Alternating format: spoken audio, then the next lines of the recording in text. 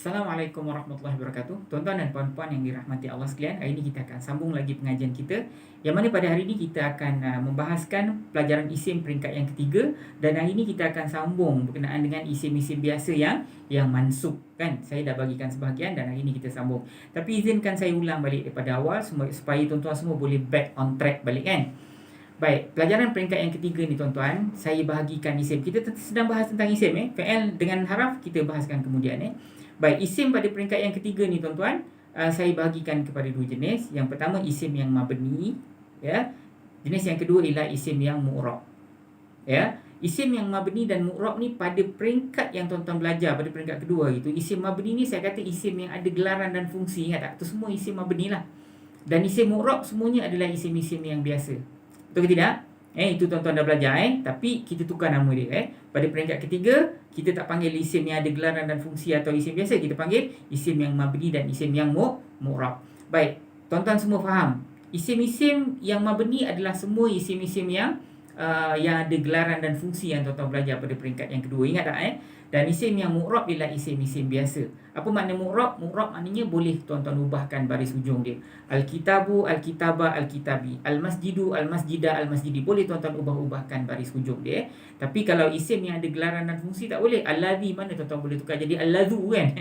Okey, itu semua adalah isim-isim isim-isim yang mabni yang tak boleh tuan-tuan ubah. Baik, isim-isim yang mu'rab. Kita tengah bahas isim yang mu'rab, tuan-tuan. Baik, isim yang mu'rab ni dia boleh berubah kepada berapa jenis mu'rab? Dia boleh berubah kepada 3 jenis mu'rab lah. Yang pertama dia boleh berpangkat marfu', biasanya pakai baris depan, kan. Yang kedua dia boleh berpangkat mansub, biasanya pakai baris atas. Yang ketiga dia boleh berpangkat majrur, biasanya majrur ni dia pakai baris bawah. Betul tuan-tuan, Jadi saya dah jelaskan dekat tuan-tuan, marfu', mansub dan majrur ni apakah tanda-tanda dia. Kalau marfu' kita dah bahaskan. Memang tanda dia kebanyakannya ataupun yang paling selalu Allah gunakan ialah pakai tanda dhammah, kan. Tapi sebenarnya ada juga tanda-tanda lain yang menjadi tanda bahawasanya kalimat itu sedang berpangkat marfu', kan. Pakai waw lah, kan. Pakai alif lah dan sebagainya. Dan penyebab-penyebab marfu' pun kita dah jelaskan, Kemudian mansub kita dah ambil sebahagian, tuan-tuan. Tanda-tanda mansub pun kita dah jelaskan.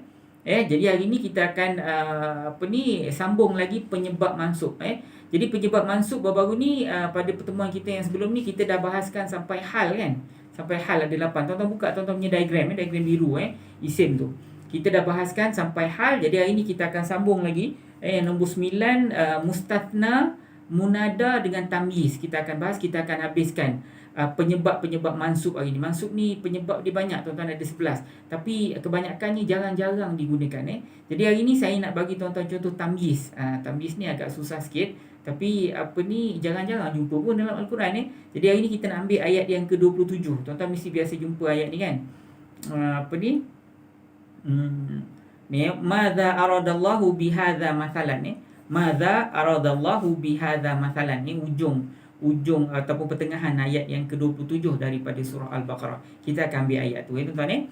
Jadi hari ini kita akan bahaskan tentang tanda-tanda mansub lagi sekali. Saya ulang balik, tanda mansub yang pertama ialah fathah.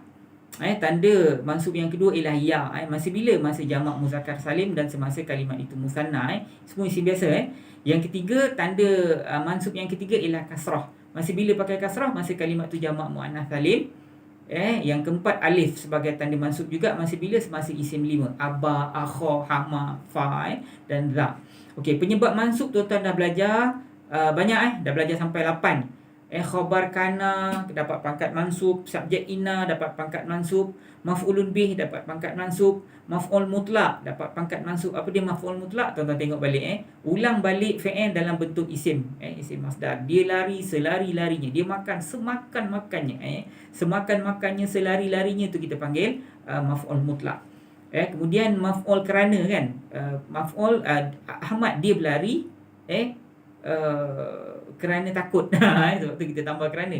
Dia lari sebab dia takut, Dia lari sebab takut. Takut tu dia Ahmad dia lari ketakutan. Tu lebih tepat, Ahmad dia lari ketakutan. Jadi ketakutan tu kita panggil maf'ul, kita panggil maf'ul kerana, penyebab kenapa perbuatan lari tu dilakukan, Kemudian yang keenam, tuan-tuan dah belajar maf'ul bersama, kan. Maf'ul ma'hu. Ali dia tidur, wa bersama radio. Wa tu wa ma'iyah, wa bersama, Kemudian maf'ul fihi ni maf'ul, tapi yang jadi maf'ul tu ialah zaraf. Ahmad dia lari hadapan Ustaz Ahmad, dia berjalan belakang cikgu. Jadi belakang depan tu kita panggil maf'ul fihi. Maf'ul zaraf yang menjadi maf'ul. Yang ke-8 adalah hal. Hal semua tuan-tuan jawab dengan betul lagi tu. Ya, hal ni cerita keadaan semasa perbuatan itu dilakukan. Jadi sama ada nak cerita pasal si pelaku tu punya keadaan ke ataupun maf'ul dia punya keadaan, tak kira lah. Yang penting hal tu menceritakan keadaan maf'ul ataupun menceritakan keadaan pelaku perbuatan tu. Contoh dia apa tuan-tuan?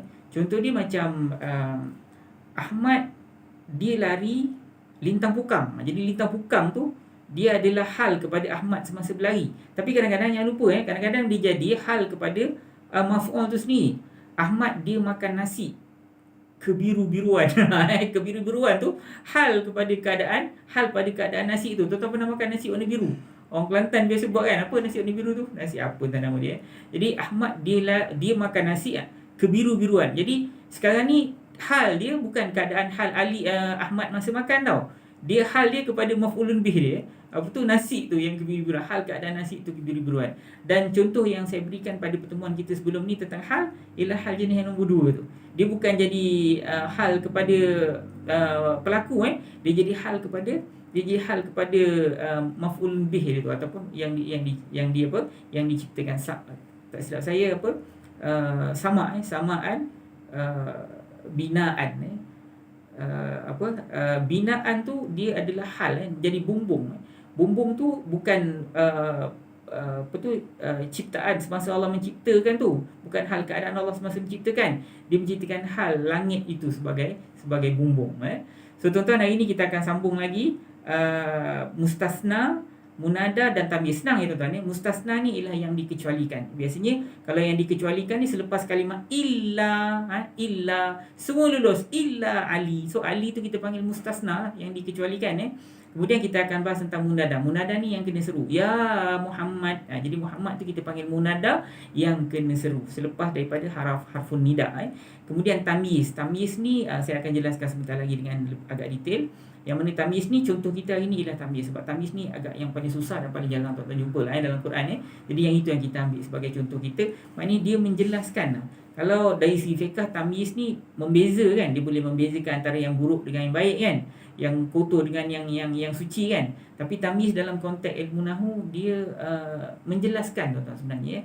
Ini buku ini buku yang dibeli oleh Ahmad. Jadi buku tu dia tamyiz kepada ini. Gitu Itu antaranya lah ada beberapa lagi hal yang berkaitan dengan tamyiz dan contohnya ada dekat dalam ayat kita hari ini di pertengahan ayat yang nombor 27 daripada surah Al-Baqarah. So tuan-tuan tunggu sebentar, kita akan masuk video yang kedua.